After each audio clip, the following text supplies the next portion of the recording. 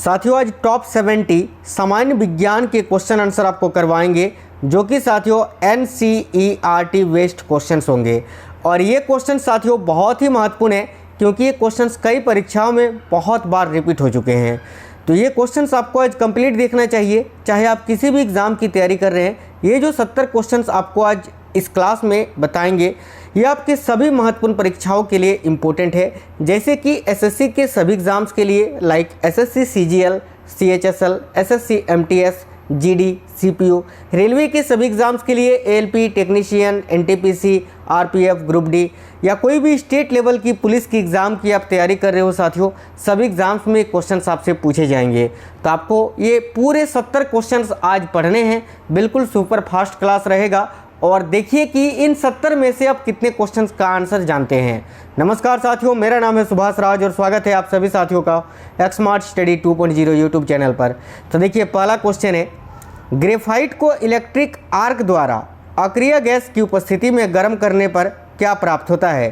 Question में पूछा ये जा रहा है कि ग्रेफाइट को इलेक्ट्रिक आर्क द्वारा अक्रिय गैस की उपस्थिति में जब गर्म करते हैं तो क्या प्राप्त होता है। देखिए बहुत ही इंपॉर्टेंट क्वेश्चन है, याद रखना फ्लोरीन। ठीक है, फ्लोरीन प्राप्त होता है, ये आपको याद रखना है जब ग्रेफाइट को इलेक्ट्रिक आर्क द्वारा अक्रिय गैस की उपस्थिति में गर्म किया जाता है। Option number C correct answer होगा।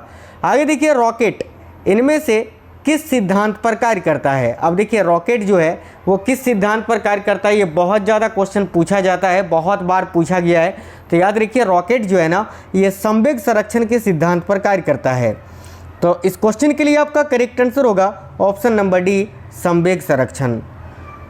नेक्स्ट है लिगामेंट एक रचना है जो जोड़ती है किसको किससे। तो साथियों देखिए एक होता है लिगामेंट और एक होता है टेंडन। दोनों का ही कार्य आपको बता देते हैं, दोनों ही पूछा जाता है। तो देखिए जो लिगामेंट होता है ये अस्थि को अस्थि से यानी हड्डी को हड्डी से जोड़ता है, ऑप्शन नंबर बी करेक्ट होगा।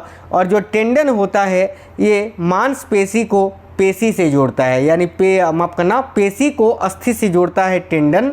और लिगामेंट जो है ये अस्थि को अस्थि से यानी हड्डी को हड्डी से, बोन टू बोन ये जोड़ता है। और टेंडन मांसपेशी को हड्डी से जोड़ता है। ठीक है, तो करेक्ट आएगा ऑप्शन नंबर बी, अस्थि को अस्थि से। आगे देखिए किसी तारे के रंग का या किसी तारे के रंग से पता चलता है उसके किसके बारे में। तो किसी भी तारे के रंग से उस तारे के बारे में क्या पता चलता है, तो उस तारे का ताप का बारे में या तापमान के बारे में। करेक्ट आएगा ऑप्शन नंबर सी, किसी तारे के रंग से पता चलता है उसके ताप का। करेक्ट है option number C. Vitamin E का रासायनिक नाम क्या है। साथियों विटामिन ई जो कि जनन शक्ति में सहायक होता है, और विटामिन ई का जो रासायनिक नाम है वह है साथियों टेकोफेरल।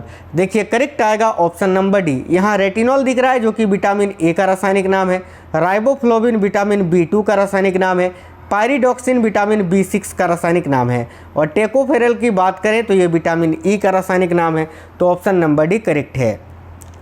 प्राथमिक रंग किस रंग को कहते हैं। वैसे आप जानते हैं कि प्राइमरी कलर यानी प्राथमिक रंग जो होता है वो होता है RGB, यानी रेड, ग्रीन और ब्लू, जिसको आप बोलते हैं लाल, हरा और नीला। लेकिन प्राथमिक रंग जो होते हैं वो क्या होते हैं। तो देखिए प्राथमिक रंग वे रंग होते हैं जो अन्य रंगों के मिश्रण से उत्पन्न नहीं किए जा सकते। ठीक है, याद रखना ऑप्शन नंबर डी करेक्ट आएगा। आगे देखिए पुनःआंतरिक परावर्तन होता है जब प्रकाश जाता है किससे किस में। तो पुनःआंतरिक परावर्तन यानी टोटल इंटरनल रिफ्लेक्शन ये कब होता है। तो याद रखना जब प्रकाश जाता है किससे, तो भाई हीरे से कांच में। ऑप्शन नंबर ए करेक्ट है। यदि कोई वस्तु की विशेष अवस्था के कारण उसमें कार्य करने की जो क्षमता होती है उसे उस वस्तु को या उस वस्तु की क्या कहते हैं। तो देखिए कोई वस्तु की विशेष अवस्था के कारण उसमें कार्य करने की जो क्षमता होती है उसे उस वस्तु का क्या कहा जाता है, तो स्थितिज ऊर्जा। याद रखिएगा ऑप्शन नंबर सी करेक्ट आएगा। नेक्स्ट है अस्त होते समय सूर्य लाल किस कारण दिखाई देता है। अब जिस समय सूर्यास्त होता है तो सूर्य का रंग लाल दिखाई देता है, किसके कारण होता है ये। तो देखिए करेक्ट आंसर हो जाएगा ऑप्शन नंबर बी, प्रकीर्णन के कारण, यानी प्रकाश के प्रकीर्णन के कारण। तेज हवा वाली रात्रि में ओस नहीं बनती है क्यों। देखिए जिस रात में तेज हवा बहती है ना, उस रात में ओस नहीं बनता है। इसका कारण आपसे पूछा जा रहा है क्यों ऐसा होता है, तो करेक्ट आएगा ऑप्शन नंबर ए, बाष्पीकरण की दर तेज होती है। यानी आपको याद रखना है, जिस रात में हवा तेज चलती है उस रात में बाष्पीकरण का जो दर होता है वो तेज होता है, जिस कारण ओस नहीं बनती है। आगे देखिए, रुधिर वर्णिका का क्या कार्य होता है, तो भाई रुधिर वर्णिका का कार्य क्या होता है साथियों, तो ऑक्सीजन को इधर उधर पहुंचाना, ऑप्शन नंबर ए। जैसे कि रुधिर वर्णिका हम किसको बोलेंगे, तो हीमोग्लोबिन को बोलेंगे। आगे देखिए, नाइक्रोम के तार हीटिंग एलिमेंट के रूप में प्रयुक्त किया जाता है, क्यों। अब देखिए, नाइक्रोम का जो तार है वो साथियों इलेक्ट्रिक आयरन, इलेक्ट्रिक हीटर में हीटिंग एलिमेंट के रूप में प्रयोग किया जाता है। क्यों किया जाता है ये पूछा जा रहा है, तो देखो करेक्ट आएगा ऑप्शन नंबर डी, उपयुक्त 2 और 3 दोनों के कारण। यानी ऑप्शन नंबर बी और सी दोनों के कारण। बी में है इसका विशिष्ट प्रतिरोध उच्च होता है, बिल्कुल सही है। और ऑप्शन नंबर सी, लाल तप्त होने पर ऑक्साइड ये नहीं बनाता है। देखिए जो साथियों नाइक्रोम होता है इसका विशिष्ट प्रतिरोध उच्च होता है और ये गर्म होने पर लाल हो जाता है, फिर भी ये ऑक्साइड नहीं बनाता है इस कारण। तो ऑप्शन नंबर डी करेक्ट आएगा। व्हेल के हृदय में कितने चेंबर होते हैं। अब देखिए, व्हेल जो होता है साथियों ये स्तनधारी प्राणी होता है, तो स्तनधारियों में चार कोष्ठीय का हृदय होता है, यानी हृदय 4 चेंबर का होता है। ऑप्शन नंबर सी 4 करेक्ट है। यदि 2 विद्युत आवेशों के मध्य दूरी को आधा कर दिया जाए तो उनके मध्य विद्युत बल का मान कितना हो जाएगा। याद रखिए, यदि 2 विद्युत आवेशों के मध्य दूरी को आधा कर दिया जाए तो उनके मध्य विद्युत बल का जो मान है वो 4 गुना हो जाएगा, 4 गुना हो जाएगा, याद रखिएगा। आगे देखिए, उपभोक्ता स्तर का ऊर्जा संग्रहण क्या कहलाता है। काफ़ी अच्छा क्वेश्चन है, याद रखिएगा। उपभोक्ता स्तर का जो ऊर्जा संग्रहण है ये क्या कहलाता है, तो secondary productivity. Option number B correct है। अगला है, नेचुरल फॉर्म में रबड़ किस रूप में होती है, यानी प्राकृतिक अवस्था में रबड़ जो होता है ये किस रूप में होती है ये पूछा जा रहा है। तो करेक्ट आएगा लेटेक्स के रूप में, ऑप्शन नंबर सी करेक्ट आएगा। सर्वप्रथम विषाणु की खोज यानी वायरस की खोज किसने की थी, तो भाई देखिए सबसे पहले वायरस की खोज किसने की थी, इवानोवस्की ने। रूस के वैज्ञानिक थे ये, जिन्होंने मोजेक रोग में सबसे पहले, मोजेक तंबाकू का जो मोजेक रोग होता है वायरस के कारण, इसी मोजेक रोग में सबसे पहले ये विषाणु की खोज की थी इवानोवस्की ने। मानसिक थकान का लक्षण क्या है, तो देखिए जब किसी को मानसिक थकान होता है तो ध्यान केंद्रित नहीं होता है। राइट आएगा ऑप्शन नंबर डी, ध्यान का केंद्रित ना होना। अगला है, अबिंदुकता का दोष दूर करने के लिए निम्नलिखित में से किस लेंस का प्रयोग करना चाहिए। जब किसी को अबिंदुकता होता है तो उसको ठीक करने के लिए किस प्रकार के लेंस का प्रयोग होता है, तो भाई सिलेंडरी लेंस का। ऑप्शन नंबर ए करेक्ट आएगा। यदि ईंधन के अस्पष्टरोधी गुण को, देखिए किसी भी ईंधन के अस्पष्टरोधी गुण को कौन दर्शाता है, तो करेक्ट आएगा उसका ऑक्टेन संख्या। जैसे कि पेट्रोल जो होता है, पेट्रोल की शुद्धता को किससे मापा जाता है, उसके ऑक्टेन संख्या से। आगे देखिए, इनमें से कौन ऊष्मा का मात्रक नहीं है। देखिए 3 तो ऊष्मा का मात्रक है, 1 नहीं है, यही आपको चुनना है। तो साथियों इनमें से ऊष्मा का मात्रक कौन है, तो कैलोरी भी ऊष्मा का मात्रक है, किलो कैलोरी भी है और जूल भी है। डिग्री सेल्सियस जो है ना ये ऊष्मा का नहीं, ये तापमान का मात्रक है, ठीक है, याद रखना। तो करेक्ट आएगा ऑप्शन नंबर डी। मनुष्य अधिकांशतः लोह तत्व किससे प्राप्त करता है, यानी मनुष्य के शरीर में जो लोह तत्व पाया जाता है वो अधिकता किससे प्राप्त करता है, तो देखिए करेक्ट आएगा साथियों पालक से। ऑप्शन नंबर बी पालक। आगे देखिए, निम्न में से कौन सा पदार्थ विद्युत का सबसे अच्छा चालक है। साथियों विद्युत का सबसे अच्छा चालक कौन सा है, तो भाई चांदी है। ऑप्शन नंबर ए करेक्ट आएगा सिल्वर। वह ताप जिस पर बर्फ, पानी और वाष्प संतुलन में रहता है इसको क्या कहा जाता है, तो वह ताप जिस पर बर्फ, पानी और वाष्प ये तीनों संतुलन में रहता है उसको त्रिक बिंदु कहा जाता है, याद रखिएगा ऑप्शन नंबर डी। अगला क्वेश्चन है, निम्नलिखित में से किसे रक्षात्मक पदार्थ कहा जाता है। तो देखिए क्वेश्चन बहुत ज़्यादा पूछा जाता है, याद रखिएगा, वेरी वेरी इंपॉर्टेंट क्वेश्चन है। देखिए रक्षात्मक पदार्थ किसे कहा जाता है, याद रखिए विटामिन्स को। Option number A vitamin correct आएगा। सल्फर का मुख्य प्रयोग किसके विनिर्माण में होता है, तो सल्फर का मुख्य प्रयोग साथियों सल्फ्यूरिक अम्ल बनाने में होता है, H2SO4 जिसका रासायनिक सूत्र है। तो करेक्ट आएगा ऑप्शन नंबर ए। जल सतह पर तेल की पतली परत रंगीन क्यों दिखाई देती है, तो देखिए जल सतह पर तेल की जो पतली परत है ये रंगीन क्यों दिखाई देती है, याद रखना व्यतिकरण के कारण। अगला क्वेश्चन है, निम्नलिखित में से किस धातु का गलनांक इतना कम है कि वह हाथ में ही पिघल जाती है। तो भाई इनमें से वो कौन सा धातु है जिसका गलनांक इतना कम है कि वह हाथ में ही पिघल जाती है। तो करेक्ट आएगा गैलियम का, option number B gallium. Record करने और रिकॉर्ड की हुई डिक्टेशन को पुनः रिप्रोड्यूस करने के लिए प्रयुक्त उपकरण को क्या कहा जाता है। तो भाई रिकॉर्ड करने और रिकॉर्ड की हुई डिक्टेशन को पुनः रिप्रोड्यूस करने के लिए जो उपकरण प्रयोग होता है उसको क्या कहा जाता है, याद रखिएगा dictaphone, option number B correct आएगा। टेफ्लॉन नामक प्लास्टिक का निर्माण किस यौगिक के बहुलीकरण द्वारा होता है। काफ़ी अच्छा क्वेश्चन है। तो देखिए टेफ्लॉन नामक प्लास्टिक का निर्माण किस यौगिक के बहुलीकरण द्वारा होता है, याद रखिए टेट्राफ्लोरोइथिलीन के द्वारा, ऑप्शन नंबर डी। जब ब्रश को पानी में डुबोते हैं तो उसके बाल आपस में चिपक जाते हैं। आपने देखा होगा जब ब्रश को पानी में डुबोते हैं तो उसके बाल आपस में चिपक जाते हैं, किसके कारण ये होता है। तो राइट आंसर होगा ऑप्शन नंबर बी पृष्ठ तनाव के कारण, यानी सरफेस टेंशन के कारण। ऑर्निथोलॉजी में किसका अध्ययन होता है। तो साथियों देखिए ऑर्निथोलॉजी में किसका अध्ययन किया जाता है, पक्षियों का। करेक्ट आएगा ऑप्शन नंबर ए। मधुमेह के उपचार हेतु प्रयुक्त हार्मोन जो है इंसुलिन, इसका आविष्कार किसने किया था। अब देखिए मधुमेह के उपचार में इंसुलिन हार्मोन का प्रयोग होता है। आपसे पूछा जा रहा है कि इंसुलिन हार्मोन का आविष्कार किसने किया था। तो राइट आंसर होगा साथियों, याद रखिएगा इस क्वेश्चन के लिए option number A FG Banting ने। करेक्ट आएगा ऑप्शन नंबर ए। पुरुषों की नसबंदी को क्या कहा जाता है।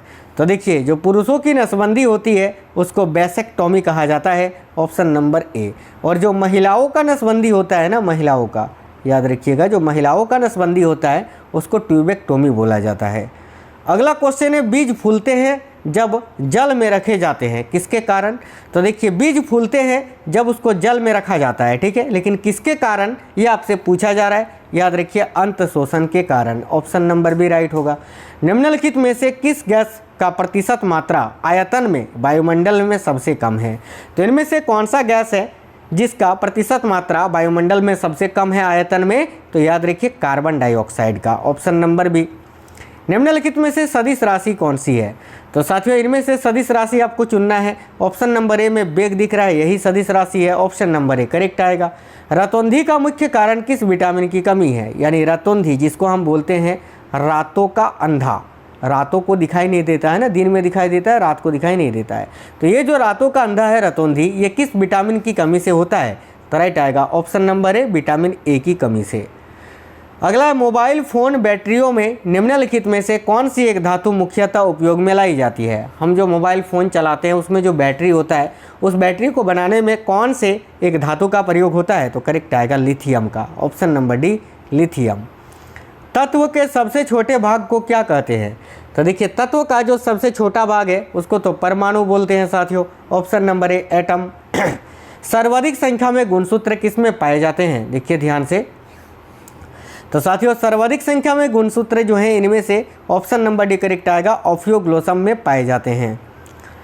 हार्मोन इंसुलिन का उत्पादन होता है किसमें, हमारे शरीर में इंसुलिन हार्मोन का उत्पादन कहाँ से होता है ये पूछा जा रहा है। तो करेक्ट आएगा ऑप्शन नंबर बी पेंक्रियाज ग्रंथि की बीटा कोशिकाओं में, याद रखना।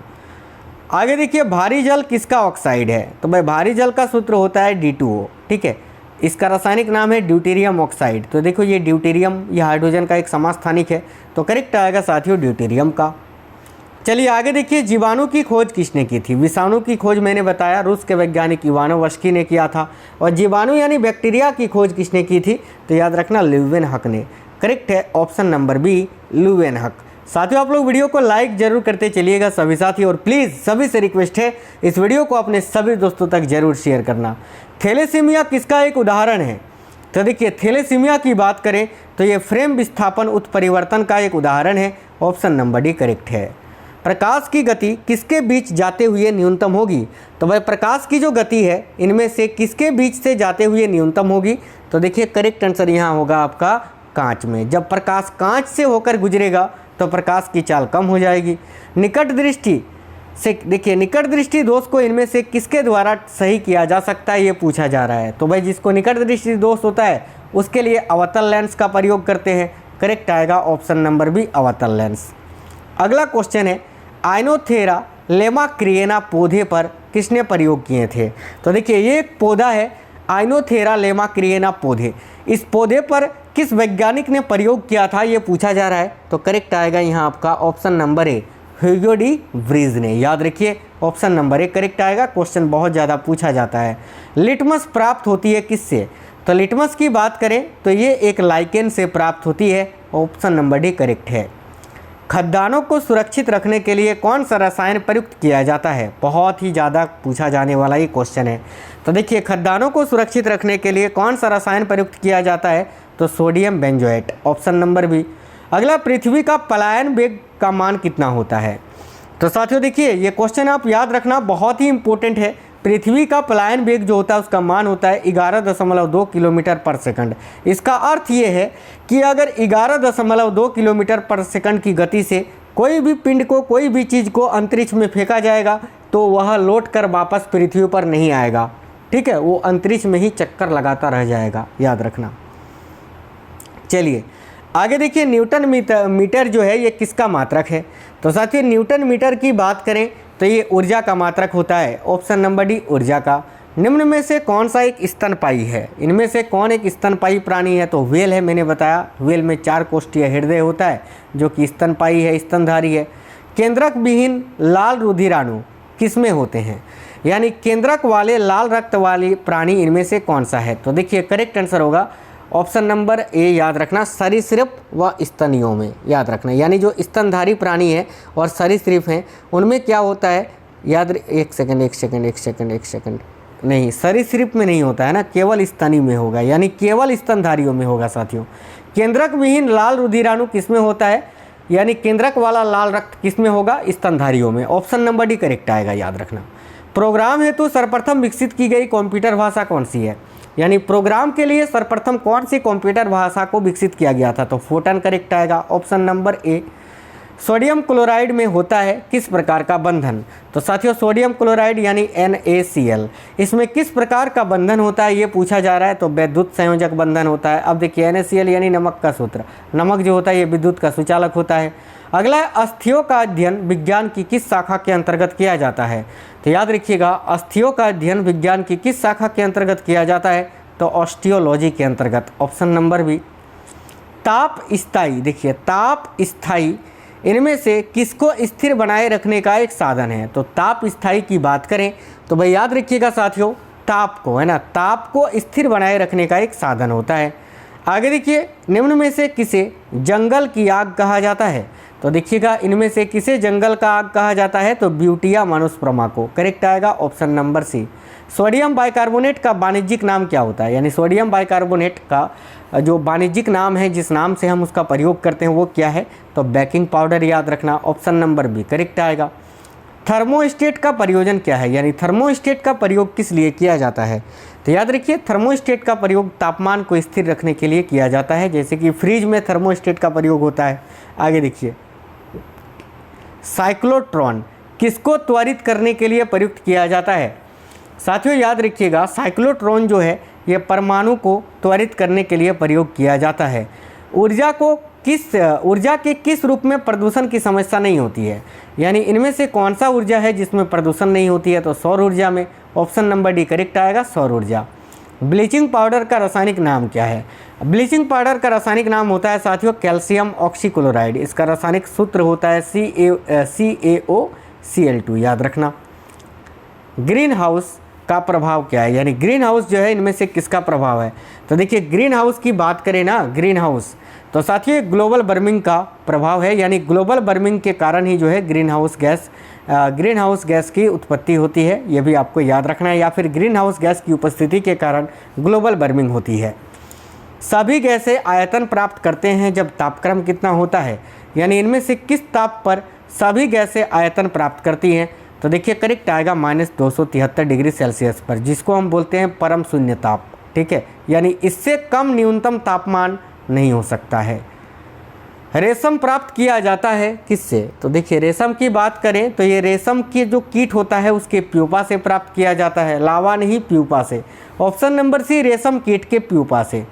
आगे देखिए क्लोरोफिल जिसको हम हरित लवक भी बोलते हैं, इसमें कौन सा धातु आयन पाया जाता है? तो सिंपल सा क्वेश्चन है, क्लोरोफिल में मैग्नीशियम धातु आयन पाया जाता है।